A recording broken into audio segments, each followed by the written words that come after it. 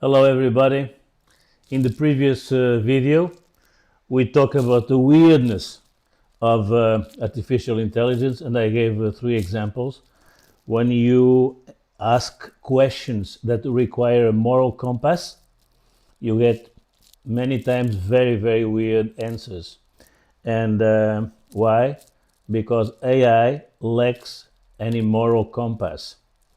Today we're going to talk shortly about AI hallucinations, something that is also quite weird. Let us start with the definition of hallucinations, a definition given by ChatGPT. So, an hallucination in AI is, sorry, is an output with no reference to reality, truth, or self-verification. So let's dig a little bit more into it. The first thing that we have to say is that hallucinations are not a bug, okay? They are not a glitch, a bug in the system. Most people think that when you get an hallucinated output, sort of, with no connection to reality, there is a malfunction, error, instability of the system.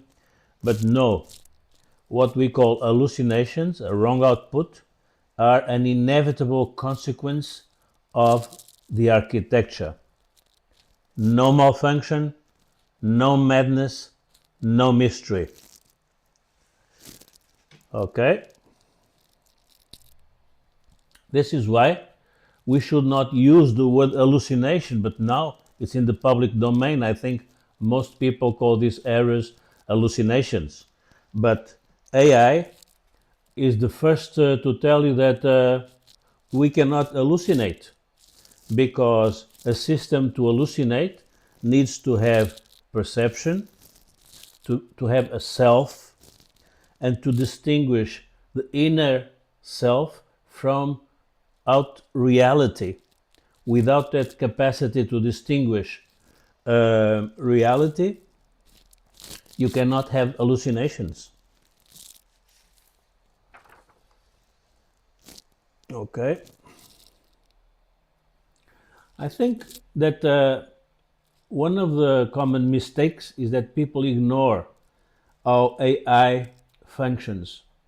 AI is a probabilistic system, and you can get a taste of it when you Google something and you start writing the words AI and you go Lucy, and you can see the suggestions to complete the phrase, okay?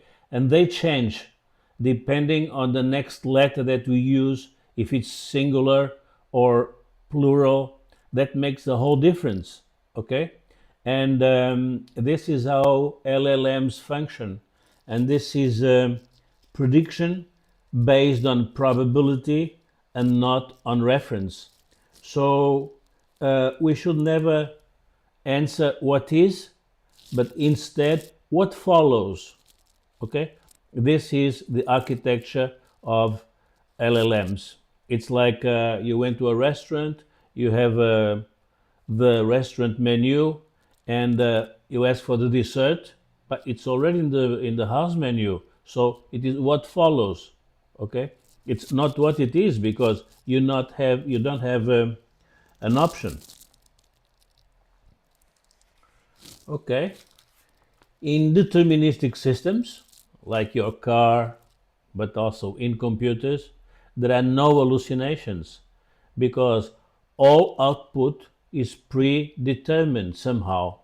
And it would be crazy, but I think I do it also. Like, oh, my car is going crazy, okay? Because many cars are computerized nowadays, and sometimes you don't even know what to do about it. But obviously, they were programmed to react in a certain way. Okay, you know the famous saying from Descartes, cogito ergo sum. This requires a self-consciousness, a self-reference. But since the computers have no self-reference, This is where they cannot hallucinate.